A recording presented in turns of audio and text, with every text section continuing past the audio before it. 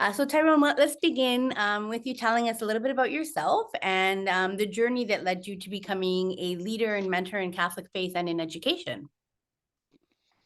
Okay, so this is my 30th year in Catholic education. Um, I started off my career in 1993 with the then Lincoln separate school board. It's now part of Niagara Catholic. Mhm. I was there for about 2.5 years, and I had been at Waterloo Catholic. Um, and so I came back here in 95, actually, as a teacher. I was a teacher for another 3 years here. And then I became an administrator. And so in June of 1999, I was in a grade 8 classroom. And in September of 1999, I was the principal of an elementary school. So that was a bit of a transition. Sure. Um, and then I was an elementary principal at 5 sites within Waterloo Catholic for 21 years, in Kitchener, Waterloo, and Cambridge. Um, and then I became a superintendent for 2 years with Wellington Catholic.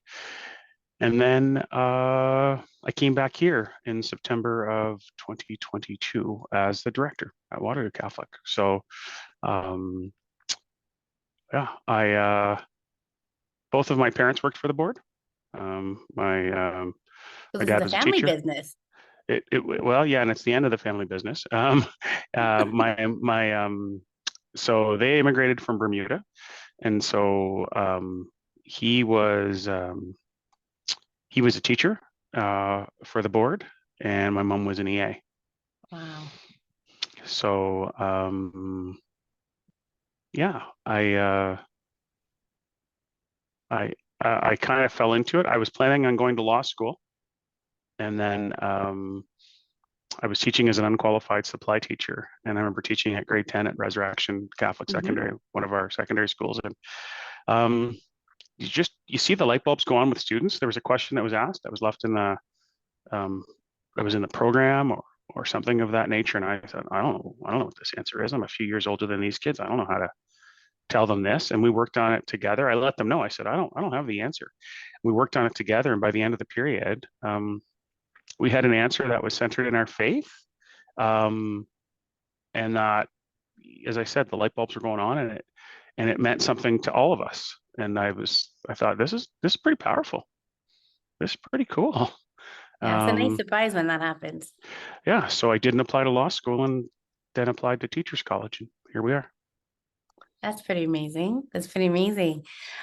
Did you find that you had any barriers, especially when you put yourself on your leadership path? So that's a great question, Christine. Um,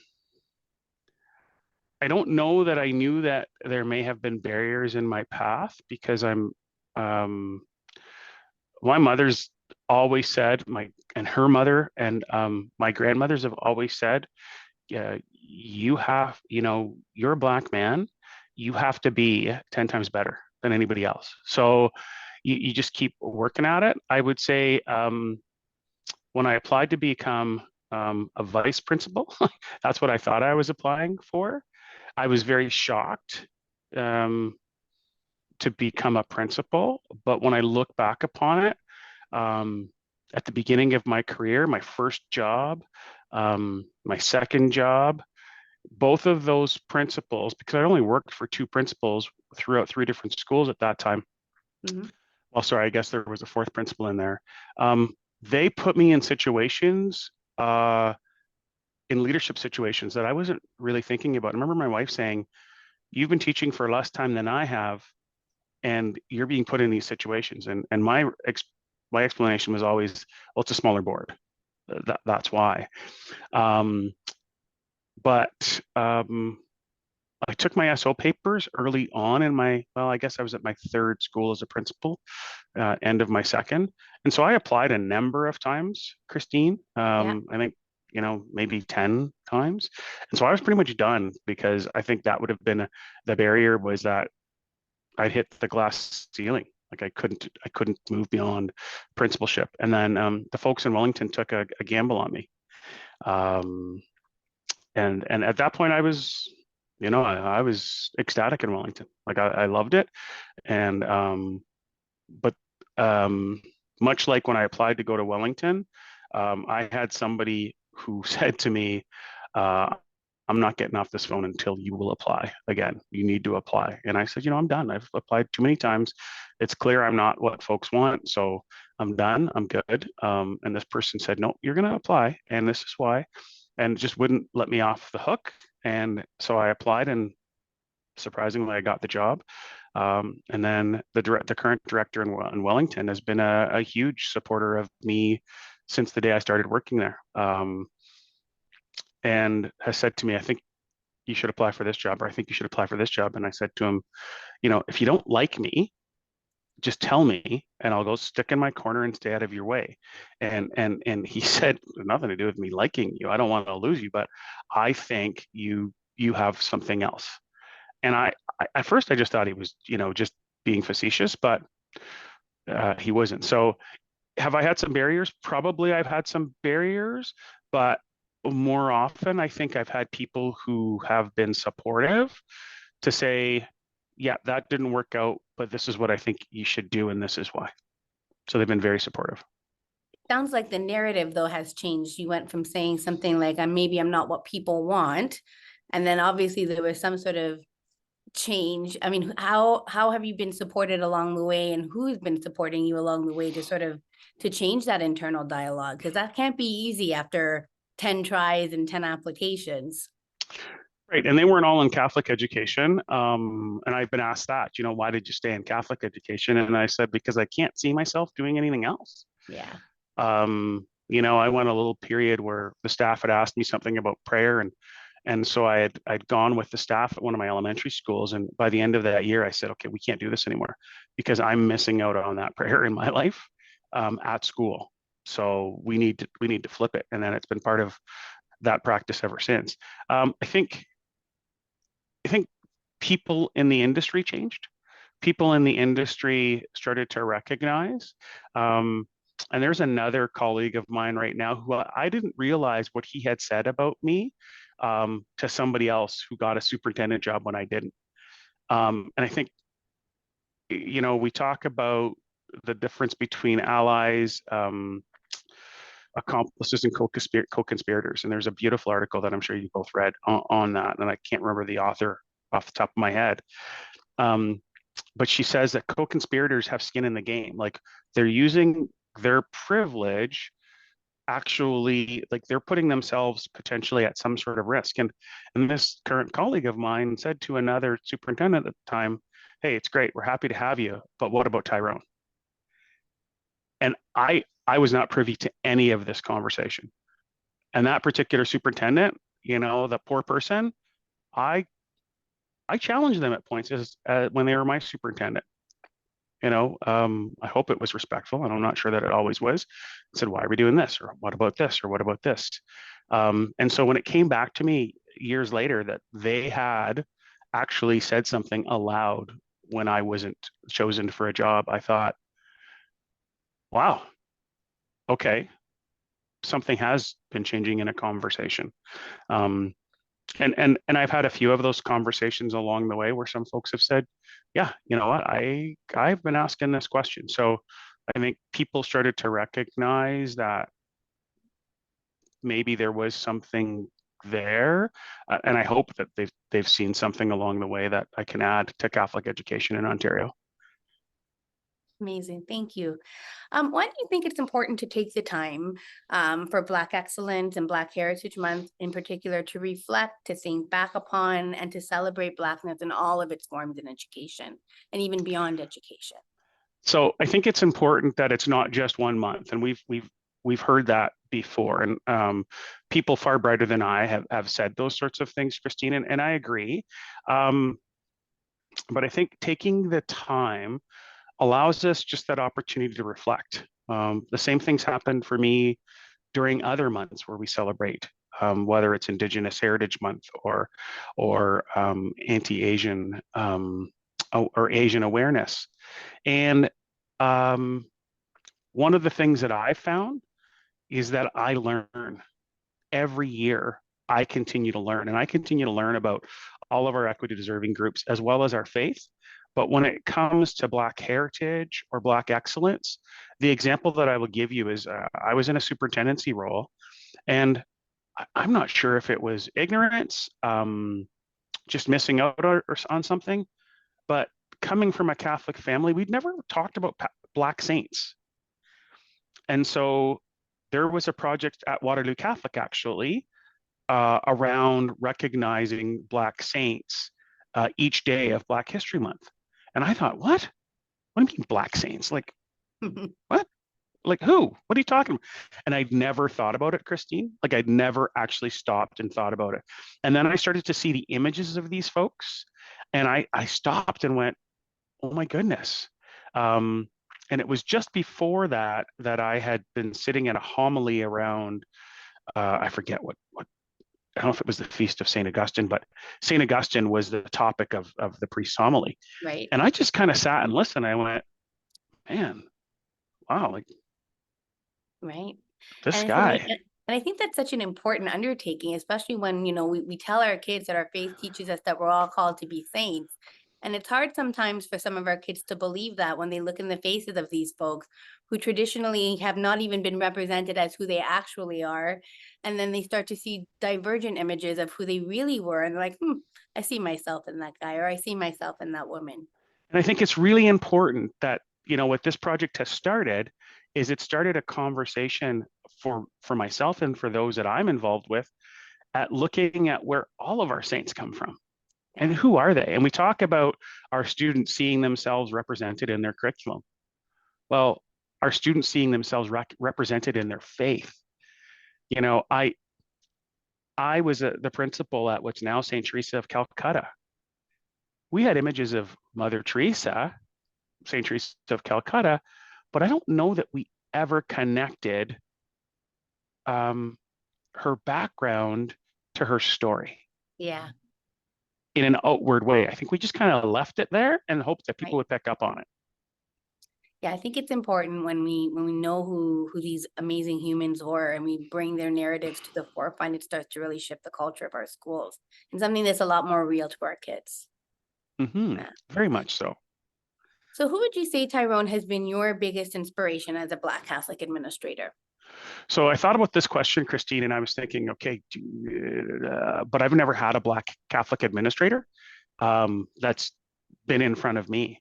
Right. Um, and I've never had a Black teacher in front of me. Um, and so I would say it's my kids. And the reason I say it's my kids, and I've said this before, is because when I wasn't going to apply for the superintendent job and I wasn't going to apply for the director job, it was my kids who said, you need to apply. Wow. And in saying that, I look at the combined years of Catholic education between the three of them and myself, and none of us has ever seen someone who looks like us at the front of the room or in an administrative role or otherwise in the schools or the system while we were students. And knowing that my dad was, and I know who the other Black teachers were in the system because there were so few, Right. we pretty much knew who they all were. But my kids said to me, particularly my daughters, Dad, you need to make sure that that doesn't happen. And by you applying, and if you get this job, that's going to be a visible sign to the kids in our schools that they can do it. So I would say my inspiration, I take it from my kids. Is there any pressure that comes with that? From them? Yeah, Or because I mean, I'm a mom too, and my little one is definitely the one who I think inspires me too in a lot of different ways. And I think one of the things I never want to do is disappoint. And it sounds like your kids have all the faith in the world and everything that you can do to transform education. And I just would imagine, I just wonder if there's a little bit of pressure that comes with, with that. so I'm at the end of my career. So in terms of pressure, I don't know that they can put pressure on me that I wouldn't put on myself. And I also think that, you know, I don't know that there's a pressure or an expectation Okay. so much as they want me to just realize what can be done with someone who looks like me in this role. And I'll give you this example. One of my daughters and my wife and I went out for breakfast, not this past Saturday, but a week ago. Mm. We walked into this breakfast spot in Waterloo, and my wife and my daughter had walked in a few minutes ahead of me. I think I was parking or something. And as I was taking off my coat to sit down, there was a young black girl a few tables over waving at me. And I was kind of looking around thinking, okay, are they waving at me? So I just kind of did a half like hi, and I didn't want to be a creep, like you start to Sure, worry, like, what sure. am I doing? And then she was there with her mother, it turned out later, and she came by on her way out and she said, I'm so sorry, you don't probably know me, but you came to my school and I know you're the director of our school board. Wow, that's And pretty I was neat. just like, Happy New Year. Happy New Year to your mom. Did you have a good holiday? Got her name, those sorts of things. What school? Yeah. Which was right around the corner from the restaurant. And I remember when I was in the interview, I had said that, I was asked why this job, or how do we increase our diversity in our system? And I said, and I've been saying this for a few years, Christine, there's no campaign that we can do that will hire more Black staff because they're sitting in our classrooms. So the campaign is, if I'm in schools and students see me and recognize that I look like them and I'm in the role that I am, that automatically means that they can attain this. And Yeah. so this little girl and her mom left, and I went, wow, that was pretty cool. And my daughter turned to me. And so when you talk about pressure, she said, so do you think you're making a difference yet? Mm. And I stopped and I went, are you being a bit of a smartass? And she said, no, but I'm right. And so, Out of the mouth of babes, right? yeah, well, 23-year-old babe, but with a bit of an attitude, but that's a whole different That's conversation. that's all right. What would you say, whether it is an event from your own personal history or even Canadian history, what would you say is a profound event that still either resonates with you, it still impacts you in some way? Like I said, either whether it's personal history, Canadian history, that sort of thing. So I have an undergraduate in history. And Me so too. I used to think, and it was specialized in Canadian history, and I've had to relearn a lot of what I did and what I thought was my first love, because of things that we've learned since. Um, I, and I don't know if this is an event in history, so I'm going to give you three parts. So the Sure. first part would be that um, I used to travel to the States a lot when I was younger, and then with my kids playing sports and things like that. And one of the comments I've always made, because I'm in an interracial marriage, and there are certain spots when we would go on vacation that my wife and I we wouldn't go together, we wouldn't stop just because we knew it was not going to be cool. All right. Um, but I always knew, and I've always known where I stood when I'm in the States when it comes to my race. It's always been um, it's always been fairly overt. Even if it's not said, it's been fairly overt. And in Canada, it's been much quieter until recently. And so I would say that the other two things that stand out for me are the election of Barack Obama. I was just talking about this on the weekend, Mm-hmm. and playing his inauguration speech in the gym for a number of students at the school I was at the time, and turning it off because there was going to be a bell that was ringing or something, and moving the kids out. And I started that talk with my grandmothers who are no longer with us. Like, this would have been an unbelievable day for them. Were they alive? Because this is, today on Martin Luther King Jr. Day, like Yeah. this is almost the epitome, right? So it's a little bit ironic that this conversation is happening today. Um, and I remember turning it off, and then I got a phone call, a complaint from a parent um, who was white and a lovely person who complained that it was such a moment in history and how dare I turn it off. Oh, And I kind of, I kind of stood back, and I've been called all sorts of things in my office, Christine, and all sorts of things have been said. But that one probably stood out for me because I was like, you have no idea what this means to me. yeah, And if it's important to you, you will have recorded that or gone online and sit with your children and play it and you talk to them. It's not on me to do that. right. Um, and then the third piece would be the murder of George Floyd and people talking about it and people coming to me and apologizing for things that they had said to me previously or the ways they had treated me, which I didn't even remember um, any of them. And I remember thinking to myself, I watched Rodney King Yeah, um, I remember that. as he was beaten, and it was captured on videotape then. Hmm. And I remember saying to people, I watched Rodney King in '91, I believe. What's going to change? Like nothing changed then. What do you think? What do you think is going to change now? And so I watched the marches. I watched people. I listened to people. I, for the first time, said something when I was not okay with how I thought things were happening. Um, and then I've watched the pendulum swing the other way since and where we sit today. Right. And I heard something with one of Dr. King's sons today say this morning as I was driving in, saying, I'm not sure if we're definitely not better than when my father lived, and I'm paraphrasing here, Right. but I'm wondering if we're in worse shape. That's tough. It's a And tough that question. was right, and that was the drive in this morning. So Wow. That's a heavy drive to work.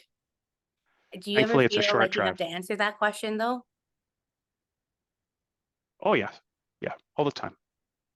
That's right. Um, you know, it's interesting, when Julian and I were talking, because I didn't want to do this, Christine, because there was an article, Mac did an interview with me, and I was like, okay, I didn't want to do that. And when Julian said, well, we're doing different roles, and and I don't want to put words in Julian's mouth, but in my head, I heard, you're the only Black Catholic director, so we wanted to have a director, so it's you. And I thought, well, yeah, I guess so. I guess I have to answer the question. But sometimes what I feel like is that, and I had somebody I worked with in Wellington that said this so very well, far more eloquently than I. Um, I'm not a monolith. My experience is different than every other Black person in Catholic education and every other Black person in Ontario and in Canada and North America. Mhm. Um, and so when I'm speaking, I'm not speaking on behalf of Black people. I'm not even speaking on behalf of my kids. I'm speaking on behalf of my experience. But I, I still get asked the questions. I think that's a fair response. So then I hope you don't feel that leading into this next question because it may appear that way. So the question is, how do you reconcile being a Black leader with the Catholic faith? So you know what? And the Holy Spirit, we say the Holy Spirit moves in mysterious ways. Sure And does. so I was doing some reading on something this weekend or just for pleasure. And I know in one of the other questions, it's like, what are you reading? And one of the books I've just started recently is Hidden Potential by Adam Grant. And I've also been listening to his work life podcast as it just so happens this weekend. And if we are the church, then we're responsible for informing the church. And what I mean by that is, as we the Pope has conducted the synod and the synod on synodality, and Yeah. really wants to hear from the laity that make up the church. So there's lots of things that the church has done historically that haven't been cool, for lack of a better phrase. Um, but I have on my desk the Catholic social teachings, and we've really been trying to focus on this. So it just so happens that I have them, and I've been having some conversations with some folks, and the life and dignity of the human person. that's the reconciliation there, that how are we ensuring that we are honoring the life with dignity of everyone we meet?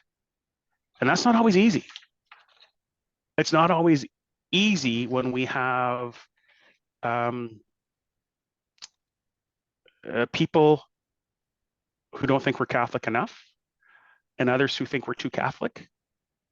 And we had the opportunity this fall on our spiritual development day to have a speaker, Dr. Ansel Adam, not Ansel Adams, that's a photographer, sorry, Ansel Augustine Oh, yes. from New Orleans. I don't know if you've heard Dr. Ansel speak. And he's now just taken a new job with the United States Conference of Catholic Bishops. And I can stay in contact with him because he asks questions that just, they resonate with me, and they've resonated with me for months now. And one of the questions he asks is, what makes Waterloo Catholic Catholic? And he asked that question right after he had done a session with a group of Black youth from a number of our high schools. And one of our consultants had been there, and was the piece that resonated with that particular consultant was a young woman who had spoken that, you know what, no one has really tried to learn how to say my name properly. And that resonated with our staff member. And so I shared a podcast with him that I had been privy to via some other staff that I'd worked with, and the value of a name. And she said, Christine or Julie or Thomas, no one ever butchers their name. Yeah. But the adults that I come into contact with, there aren't any that really, and it's not for all, but in this person's experience, that had really tried to learn how to say her name. Excuse me. So when I look at the reconciliation, it's again, the life and dignity of the human person. And if saying someone's name is the least that we do, how important is that? That resonates so much with me, especially having heard Gloria Purvis speak. She actually came to one of our administrator conferences, and she says, right there in scripture, Genesis 1:28, and we were all made in the image and likeness of God. But the $1 million question is, do we actually believe it? Do we believe it, and how that, is seen in our encounters with one another and how we speak with one another? Do we put our money where our mouth is? And it sounds a lot like, to me, the connection to Catholic social teachings is 100%. And I say this to our staff. We talk about this all the time as people are saying to us, we shouldn't be doing this, or we should be doing this. And I'd say, well, hold on. If we look at our public counterparts, we have the advantage when we look at what the ministry wants us to do. Sure. Because when you talk about equity and inclusion, we've got the Catholic social teachings. So if we're really living those out, like, that's easy for us. But the question is, are we willing to actually live them out, and at what cost when we're questioned by others? And it's tough, right? Because our society's secular. So how do we do that? Because none of us are perfect. We're all sinners. But how do we do that? Yeah. That's great conversation. Question. Yes, for sure. So connected to that, especially when you think about other teachings like solidarity, oftentimes we hear the word allyship when we're having discussions about equity and inclusion in education. And so I wonder what you think authentic allyship should look like. So I referenced earlier the article, The Difference Between Allies, Accomplices, and Co-Conspirators. And again, I'm not all that bright, but when things occur to me, it's kind of shocking how simple it can be. And maybe it's just because I like to have things as simple as possible to help with my understanding. But in that article, what really resonated with me, and so I'm going to veer away from allyship, it's the co-conspirator leaving skin in the game. So I take it further. It's not really allyship, because in allyship, I can say something, but I don't have to do anything. But how am I leveraging my privilege? So I have privilege. I have privilege just by being in the role that I'm in. I have a ton of privilege. You know, when we look at the wheel of privilege, I'm not at the center, but I'm pretty darn close. And so how am I actually leveraging my privilege by leaving some skin in the game? Am I speaking up and saying something? Am I saying that this is as a system, this is what we're going to do? That's a whole different piece, because there's so many layers to, Yeah. saying that the system's going to do this. But as an individual, how do I ask that? Um, and and so that's the conversation that we've been having, is what does that look like? And how do we allow people to be that co-conspirator based on their comfort, and where do we have to push? So the example I will give you is in directors visits in the fall. One of the questions I had asked is, do you have any leaders? Do you think there's any people here that you would consider for leadership, even if they're earlier in their career? And what can we do as a senior team to help you to assist that person? And then we came back, and just last week we were having a conversation about some other things that have happened here in the past prior to me arriving, that unfortunately received a lot of attention provincially and nationally, and that were negative in terms of equity. And so we were looking at some of the recommendations, and one of the conversations a few of us had was, are we actively asking if we have diverse staff in these current positions who could potentially be leaders in that